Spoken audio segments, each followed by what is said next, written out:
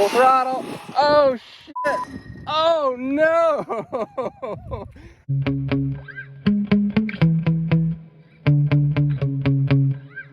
I have two of my favorite trucks out here, the HBX on the left and the Jetwood, which is an MJX clone on the right. Today I'm going to start off running the HBX truck, and I want to give a huge thank you and shout out to my buddy Britt at 1/10 Scale RC Performance and Build for sending me out a modified motor mount for this HBX truck. It's been something I've been complaining about for a while, that HBX's motor mount does not allow you to adjust the pinion gear to make the truck faster. And Britt and his brother have been working tirelessly to come up with a design. So I'm gonna run it today, and you know, again, I really appreciate it, Britt. I hope to beat your speed, but I don't know if I will. You guys have got some pretty fast trucks, and my previous best on the stock 16 tooth pinion gear was 62.5 with these Aimrock tires on here. Now today I hope with a 19 tooth pinion to get it up to 66, maybe even 67 miles an hour. We'll see what it does. These Aimrock tires have worked well up into the low 60s, but beyond that, I'm not sure if they're gonna balloon too much or not. I was out here the other day with a more powerful motor. It was too powerful. I couldn't keep the front end down on 4S, and the thing was just nuts, and I only reached 64. But hopefully with the stock motor, and the stock motor is really ideal because it's doesn't have as much torque as a 3650. This is the F540. At any rate, all I got in here is a $40 ZTW 120 amp ESC.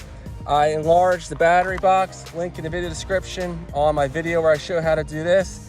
And I'm running a different receiver and transmitter, LDA RC, to get a little more range out of this thing, which is important for speeds 50 to 60 plus miles an hour. Let's see what this thing can do. All right, first up will be a 3S shakedown run. Always important to do a shakedown run and make sure the car's running good before going to 4S. This is my fastest 3S, my Turnigy 2200 milliamp hour, fastest in this size anyway. So I'm gonna get this thing buttoned up and we'll give it a rip. The GPS is zeroed out and reading, and let's see what this thing can do. Full throttle, 19 tooth pinion gear this time. The brakes are so touchy, just barely tapping these brakes. 59.6 miles an hour. So I picked up, I think it's about 5 miles an hour with that 19 tooth pinion gear over the stock 16 tooth. Let's do one more run.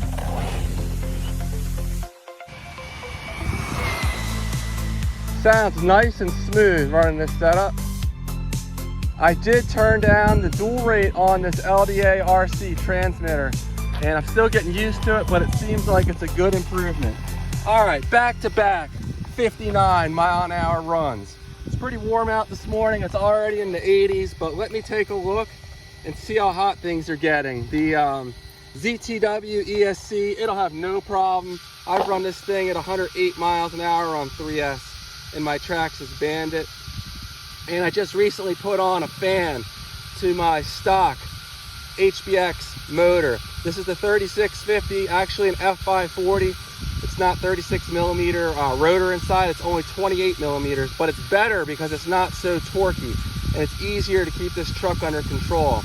That last motor I ran in my previous video, it just had too much torque, and I couldn't keep the front end of the truck down. It was nasty. For sure, it had the potential for more speed, but I couldn't put the speed down to the ground. I did measure the kV of this motor. It's rated at 3,800, but I tested it at a little over 3,900 kV. Link in the video description to that video where I tested the kV rating of this motor. Next up is the Turnigy 4S 2200 milliamp hour. You can see the leads there. It's a 4S battery, and this is my fastest 4S battery in this size. And I'm never set up to record things well because I have the camera set up on my transmitter, but I want to do this run so that you can see me buttoning the truck up and everything all on video. So I'm gonna try to lean this up against my car. Hopefully you guys can see it well enough in the video. I know there's some grass in the way, but I have no good way of mounting this. So we're gonna go with that. My understanding is some folks have given my buddy Britt a hard time, saying this is not possible. You can't go 60 plus miles an hour on this HBX truck with these setups. And that's just simply not true. We've both spent a lot of time and energy modifying these, finding the best way to get the maximum speed out of them. And you know, they're tricky to drive, but they're a lot of fun to see what you can do with them. And again, we're both running the stock motor.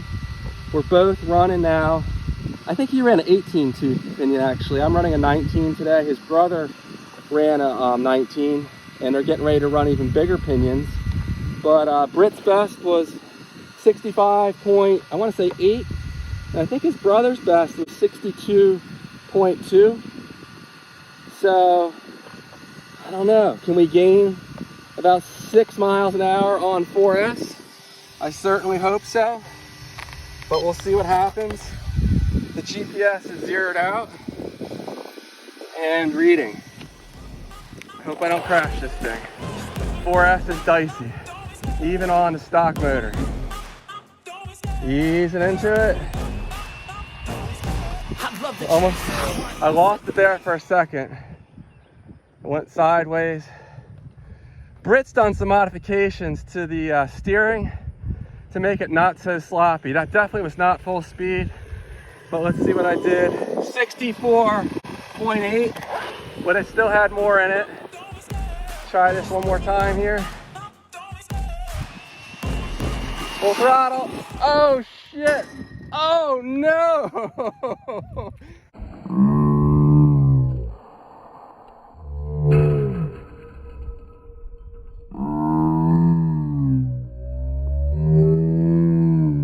I hit the one pole.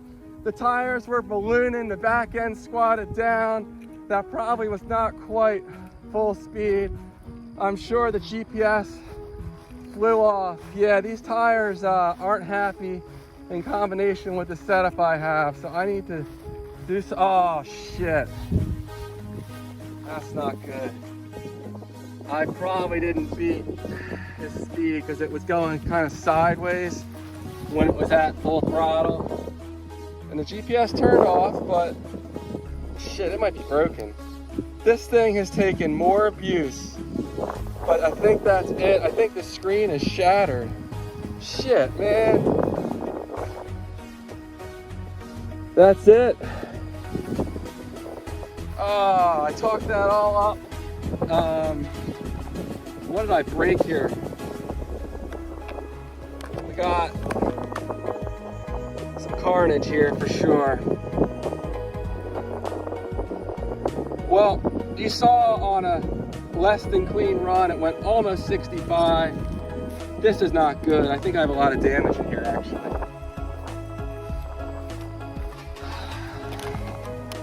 Oh, look at the front's tore up, the back's, oh, this thing is not happy. Damn. All right, this popped off. That might be all right. Oh, the battery's missing. So, all right, this popped off. That might be something I can just pop back on. Jeez. All right, well, let me find the battery. Not showing up here as quickly as I thought it might. Yeah, this GPS is done. The screen in there is shattered. It must have hit the pole, I guess. So, I have no idea how fast the truck went. All right, there it is. Damn, look how far that went. That's probably, what, 25 plus feet.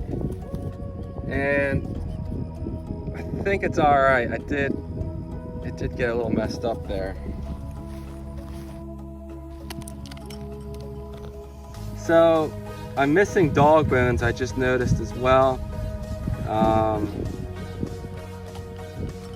Need to find those. This pin we already identified as being out of there. And on the front end, it might not be as bad, but still not happy. It actually ripped the battery strap apart. That's how hard it hit. That's just broken. So I'm gonna have to get a new strap somewhere. And I don't think I'm gonna find these dog bones very easily. All right, here's one dog bone, pretty close to the street sign. Not sure about the other one though. All right, well, I'm gonna call it quits here. Can't find that last dog bone, but it seems like these AIM-ROC tires, they're excellent, up to about 60 miles an hour. Much beyond that, not so much. So, found the limits. Next time when I get this thing rebuilt, I'll put my GRP tires in here, and I'll probably have to run even taller gearing because they're only 100 millimeter. These are about 110 to 115 millimeters, but these aren't the answer for past 60 miles an hour. Thanks for watching, and I'll see you guys on the next one. Take care.